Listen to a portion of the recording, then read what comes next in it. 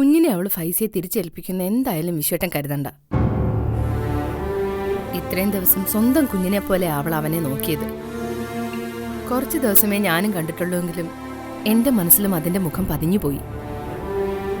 സുധിക്കൊരു കുഞ്ഞുണ്ടെന്നറിഞ്ഞിട്ടും ആ കുഞ്ഞിനെ കാണാതിരിക്കാൻ കഴിയാത്തതും അതുകൊണ്ടാണ്.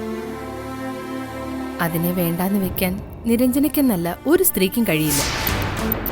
അവളൊരു അമ്മയാകാൻ ആഗ്രഹിക്കുന്നെങ്കിൽ ഇത്തരം സെന്റിമെന്റ്സ് ഒന്നും അവളെ ബാധിക്കില്ല. എന്തായാലും ആ കുഞ്ഞിനെ ഒഴിവാക്കി നിർത്താനാവില്ല. അവരുടെ മൂത്ത കുട്ടിന്ന് തന്നെ എല്ലാരും കരുതട്ടെ. നമ്മളും നിരഞ്ജനയും തമ്മില് നല്ല ലോഹിത്തിലല്ല എന്ന് ഭാമിനിക്കൊരു സംശയം തോന്നിയിട്ടുണ്ട്. അവളതറിയണം. അതിനുവേണ്ടി തന്നെയാ അപ്പൊ തന്നെ തിരിച്ചു പോകാമെന്ന് ഞാൻ വാശി പിടിച്ചത്. നമ്മൾ മടങ്ങുന്നതറിഞ്ഞിട്ടും പിടിച്ചു നിർത്താൻ വലിയ താല്പര്യമൊന്നും ഭാമിനി കാണിച്ചില്ല. പക്ഷെ ആ ജോലിക്കാരി പെണ്ണ് പിന്നാലെ നടന്നു പറഞ്ഞു. എന്താ അവളുടെ പേര്? ആലീസ്. ആ, സത്യം പറഞ്ഞ അങ്ങനൊരു ജോലിക്കാരി അല്ല ഞാൻ പ്രതീക്ഷിച്ചത്. പെരുമാറ്റത്തിലും സംസാരത്തിലും ഒക്കെ നല്ല വിനയോ. നമ്മൾ പെട്ടെന്ന് മടങ്ങിയത് നിരഞ്ജനയേക്കാൾ സങ്കടപ്പെടുത്തിയത് അവളെയാ. സുധി അറിയരുതെന്ന് പറഞ്ഞെങ്കിലും വിവരം അവനെ അറിയിക്കുമെന്നാ ഇനി കാത്തിരുന്ന് കാണേണ്ടത്. വിവരം അറിഞ്ഞ അവൻ അവിടെ നിൽക്കില്ല. വരുന്നത് അർച്ചനയും കുഞ്ഞിനെ അന്വേഷിക്കാനാവും. അത് മനസ്സിൽ വെച്ച് വേണം ഇനിയുള്ള ഓരോ നീക്കങ്ങളും. ആദ്യം വേണ്ടത് അർച്ചന എവിടെയുണ്ടെന്ന് കണ്ടെത്തുകയാണ്. അവളെ കണ്ടെത്തിയിട്ട് ഇനി എന്ത് ചെയ്യാനാ? കുഞ്ഞല്ല എന്റെ മുന്നിൽ ഇപ്പോഴത്തെ കടമ്പ. സുധിയും നിരഞ്ജനയും ഒന്നിച്ച് ജീവിക്കണം. അതിന് പറ്റുന്നതൊക്കെ നമുക്ക് ചെയ്യണം. അർച്ചന നമുക്കൊരു ഭീഷണിയേ അല്ല. വിശ്വട്ട് അവളെ വെറുതെ വിട്. നമ്മുടെ കുഞ്ഞിനെ തിരിച്ചു പിടിക്കാനായി ഇപ്പൊ നോക്കേണ്ടത്. നിരഞ്ജന നമുക്കൊപ്പം നിൽക്കുമെങ്കിൽ ആ കുഞ്ഞിനെ സുധി നിരഞ്ജനെ തന്നെ വളർത്തണം. 1.5 വർഷം കഴിഞ്ഞ് വരുന്ന സുധിക്ക് ഇപ്പോ ഉള്ള കുഞ്ഞിനെയോ അർച്ചന പ്രസവിച്ച കുഞ്ഞിനെയോ തിരിച്ചറിയാൻ കഴിയില്ല. ഇപ്പോ ഉള്ള കുഞ്ഞിന്റെ സംരക്ഷണം നമുക്ക് ഏറ്റെടുക്കാം. നിരഞ്ജന അതിന് എതിർപ്പൊന്നും പറയില്ല. നമ്മളതിനെ ഉപേക്ഷിക്കൊന്നുമല്ലല്ലോ. വിശ്വട്ടെ ഹേമനെ ഒന്ന് വിളിക്കേ. ഇത് ഹേമനെ ഏൽപ്പിക്കാൻ പറ്റില്ല. അയാൾക്ക് അർച്ചനയും സുധിയും തമ്മിലുള്ള അടുപ്പം അറിയാം. ഇവിടെ വേണ്ടത് വിശ്വസ്തനായ ഒരാളെയാണ്. വിവരം നിരഞ്ജന കൂടി അറിഞ്ഞ നിലയ്ക്ക് അതിനു പറ്റിയ ആള് ഫൈസിയ.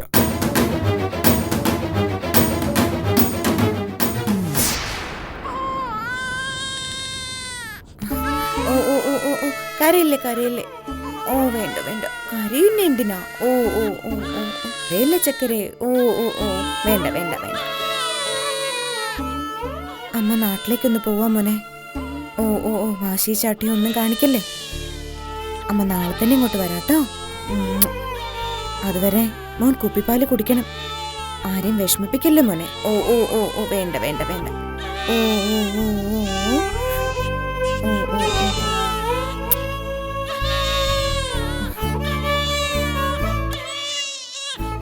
ആലിസമ്മ വേഗം വരാട്ടോ.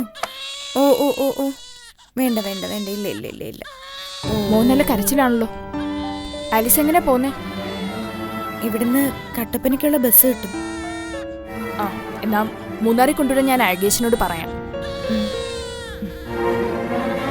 ഓ ആലിസമ്മ പോട്ടെ മോനെ. ആലിസ് 1 മാസത്തെ ശമ്പളം ഉണ്ട്. അയ്യോ അതിന് 1 മാസം ആയില്ലല്ലോ മാഡം. അതെനിക്കും അറിയാം.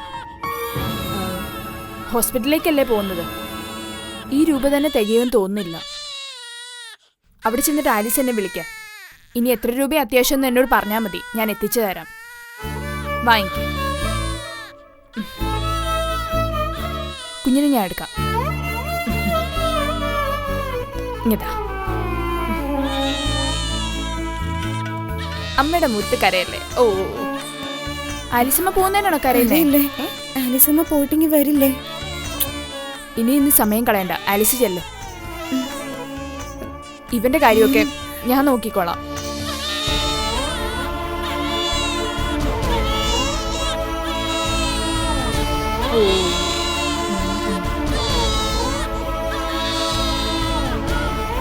കരയല്ലേ. ഓ ഓ ഓ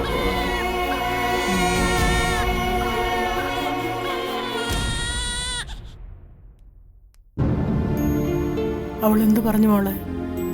രാവിലെ വരുമെന്ന് അച്ചുവേച്ചി പറഞ്ഞത്. അവിടുന്ന് പുറപ്പെട്ട് കാണും.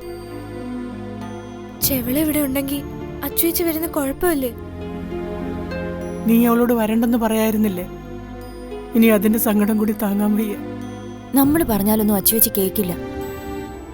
പിന്നെ ആശുപത്രിയിലൊന്നും അയാൾ വരില്ല. ചെവള സ്ഥലം വിട്ടെന്ന് അശോകൻ ചേട്ടൻ പറഞ്ഞത്. അയാൾ അങ്ങനൊന്നും പോവില്ല. സജി അയാളും എവിടെ ഒളിച്ചിരിപ്പുണ്ട്. അച്ചുവെച്ച് വരുന്നത് ഒരു ധൈര്യമാ മോളെ. അശോകൻ ചേട്ടനും ആശാനും പോയാ ഒരു സഹായത്തിന് നമുക്ക് ആരാ ഉള്ളത്?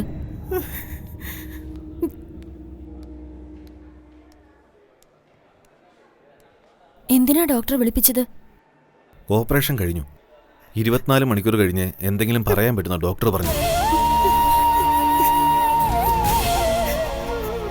ഒന്ന് കാണാൻ പറ്റുമോ? ഇപ്പോഴൊന്നും നടക്കുന്ന കാര്യമല്ല ചമ്പളേച്ചി. ദൈവമേ, എന്റെ പിള്ളേരുടെ അച്ഛനെ കാത്തു. അർച്ചന വിവരം അറിയിച്ചോ? അറിയിച്ചു. അവള് വരട്ടെ. നല്ലൊരു തുക ഇവിടെ അടയ്ക്കേണ്ടി വരും. നാളെ അടയ്ക്കാമെന്നാ ഇന്നലെ ഞങ്ങൾ പറഞ്ഞത്. നല്ല തുകയെന്ന് വെച്ചാ 1 പുറത്ത് വരും. 1 ലക്ഷമാണമ്മേ. നമ്മൾ എവിടെ നിന്നുണ്ടാക്കും മോളെ? ശ്യാമളേച്ചി ഇപ്പം അതൊന്നും ഓർത്ത് ടെൻഷൻ ആവണ്ട. അർച്ചന വരുമെന്നല്ലേ പറഞ്ഞത്. അവള് വരട്ടെ.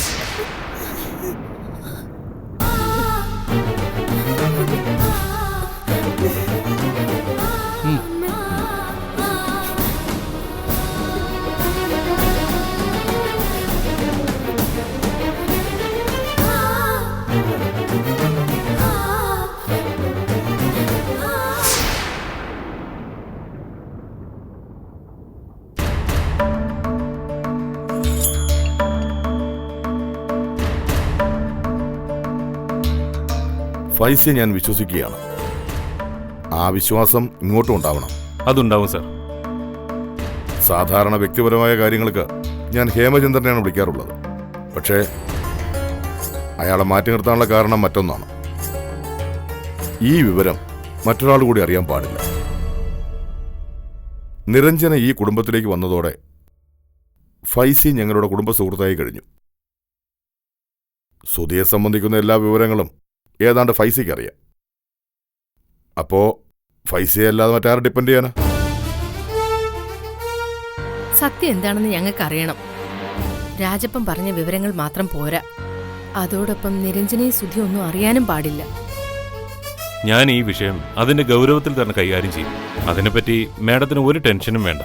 ഫൈസി തെമ്മലയിൽ ചെന്ന് കള്ളുകാർത്തിയാനിയെ പറ്റിയും അവളുമായി ബന്ധപ്പെട്ട എല്ലാ ആളുകളെ പറ്റിയും അന്വേഷിക്കണം.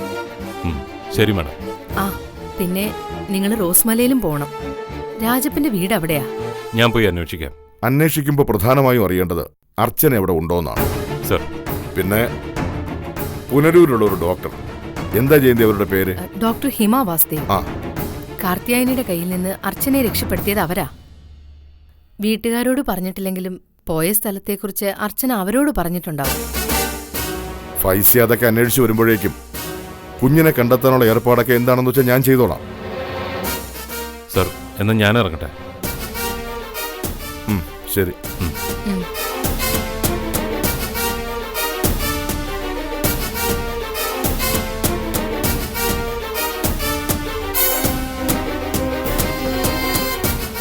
എന്തായാലും വീട് പൂട്ടി താക്കോല് കള്ളനെ തന്നെ ഏൽപ്പിച്ചു.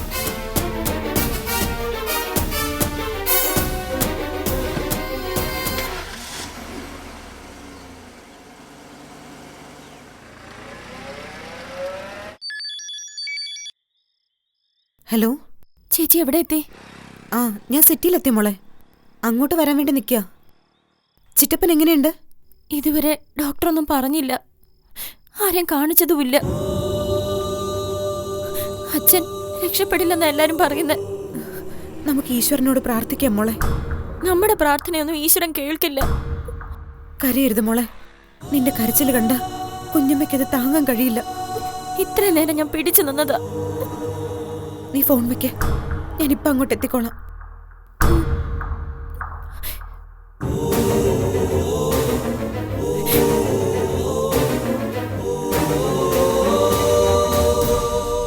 നശിക്കാനാണെങ്കിൽ നിന്നെ എന്തിനാണ് ഇങ്ങോട്ട് കെട്ടിയെടുത്തേ? ഇങ്ങോട്ട് വാടി.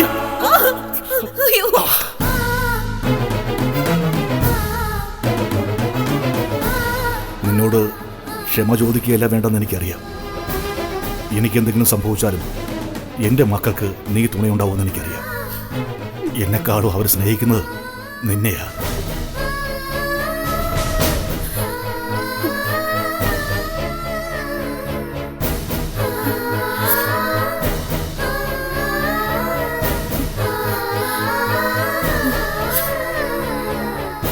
ഹോസ്പിറ്റൽ റോഡ് വരെ.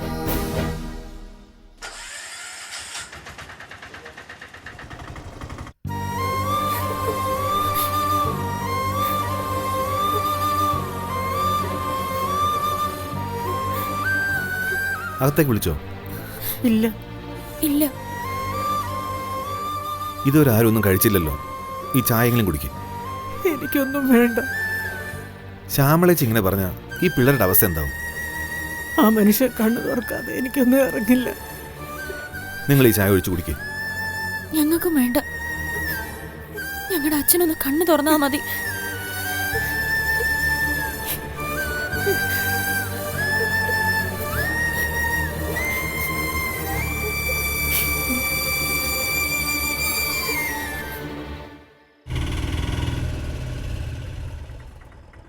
എത്രയായി? 50 രൂപ.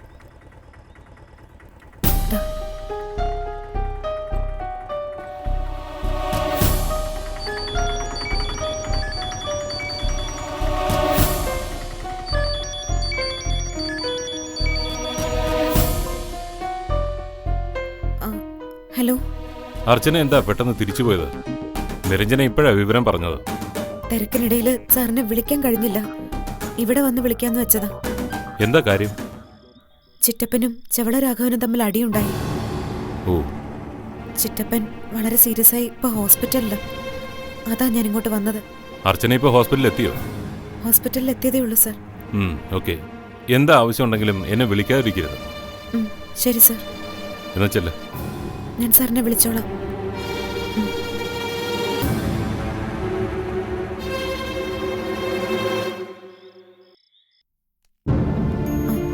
സിസ്റ്റർ, ഐസി എവിടെയാ? ഇത് എവിടെയാ?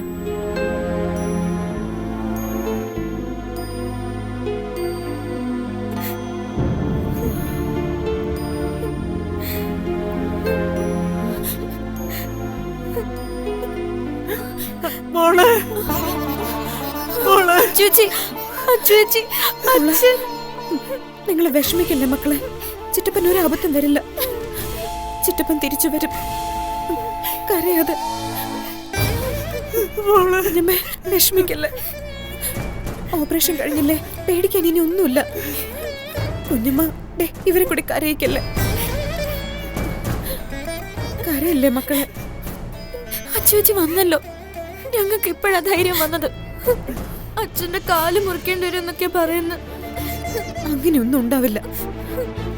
നിങ്ങൾ ആദ്യം കരയാതിരിക്കെ. അച്ചുവെച്ച് ഇനി വന്നില്ലേ?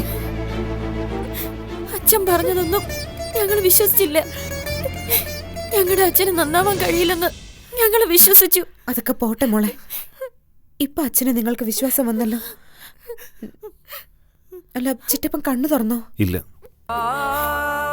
ചേച്ചിയോട് അച്ഛൻ ചെയ്തതിന്റെ ശിക്ഷ ഇപ്പൊ അനുഭവിക്കുന്നു.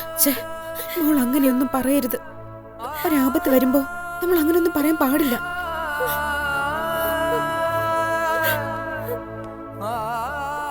കേസായില്ലേ? പോലീസ് വന്നിട്ട് പോയി. ചെവളെ പറ്റി ഒരു വിവരവുമില്ല. അവൻ കടന്നു കളഞ്ഞതാ. പിന്നെ അർച്ചന വരാൻ വേണ്ടി കാത്തിരുന്നതാ. ഉടനെ കുറച്ച് പണം അടയ്ക്കണം. കുറച്ച് കാശ് ഞാൻ മറിച്ചിട്ടുണ്ട്. എത്ര വേണ്ടി വരും? ഇപ്പോ 1.25 ലക്ഷം രൂപ അടയ്ക്കണം. അതടയ്ക്കാം. നമ്മൾ എവിടുന്ന് ഉണ്ടാക്കും മോളെ? ഉണ്ടാക്കാം. നമുക്കിപ്പോ വലുത് ചിറ്റപ്പന്റെ ജീവനാ.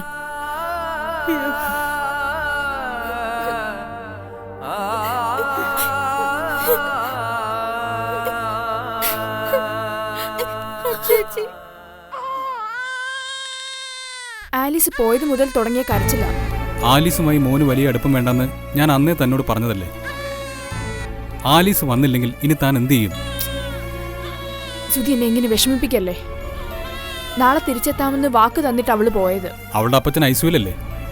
അയാൾക്ക് എന്താ സംഭവിച്ചെന്ന് പോലും അറിയില്ല. നിരഞ്ജന മോൻ്റെ കരച്ചിലടക്കം നോക്ക്. കരയില്ലടവാവേ.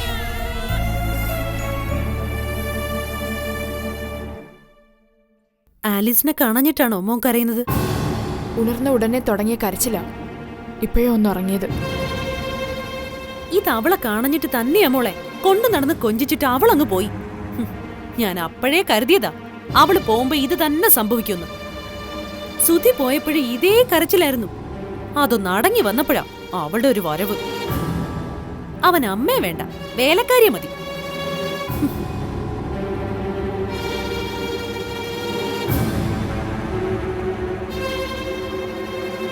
ഇവൻ ആള് കൊള്ളാലോ മോളെ. മോള് റൂമിൽ കൊണ്ടുപോയി പാല് കൊടുക്ക്. പാല് കൊടുത്തതാ, കുടിച്ചിട്ട് വേണ്ടേ? മുലപ്പാല് പോലും അവന് വേണ്ട. ആലീസ് കൊടുക്കുന്ന കുപ്പിപ്പാല് മതി. അപ്പൊ കുറച്ചൊന്നും അല്ല അവള് കുഞ്ഞിനെ വശത്താക്കിയത്. ഇക്കണക്കിന് അവൾ എടുത്തോണ്ട് പോയാലും നിന്നെ കാണാൻ ഇവൻ ആഗ്രഹിക്കുമെന്ന് എനിക്ക് തോന്നുന്നതേയില്ല.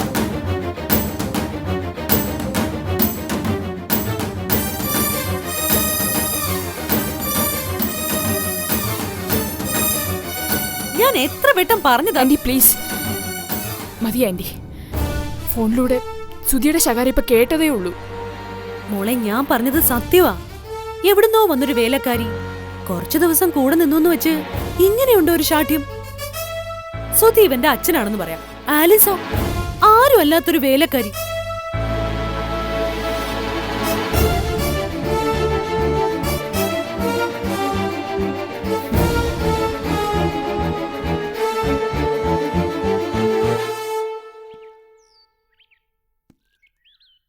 ചെവള രാഘവൻ, ഇങ്ങനൊരു പേര് മുമ്പ് ഞാൻ കേട്ടിട്ടുണ്ട്.